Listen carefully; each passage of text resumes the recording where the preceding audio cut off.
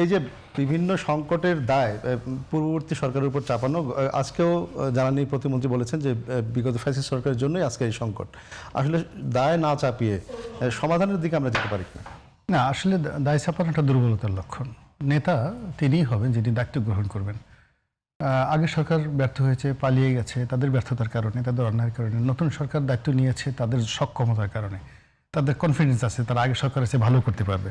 এখন কথায় কথায় যদি ঘন করে আগের সরকারের এই কাজ করছে, আগের সরকার এই কাজ করছে, এটা সরকারের দুর্বলতার লক্ষণ। কাজেই এই সমস্ত অতিক্রম করে এই লিডার, নেতা হলো ডোন্ট ওরি, আমি আছি, ডিপেন্ড অন মি, আমার দিকে থাকো, আমি যেভাবে বলবো নিশ্চিতে থাকো। এই যে মানুষকে একটা ভরসা দিবে, আশা দিবে, সব মানুষ তার দিকে আগ্রহ করে তাকিয়ে থাকবে এবং নিশ্চিতভাবে ঘুমাবে যে আমার নেতা আমার জন্য কাজ করছে।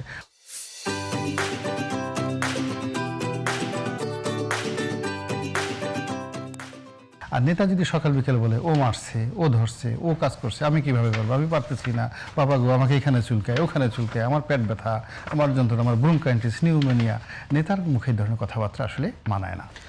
ধন্যবাদ।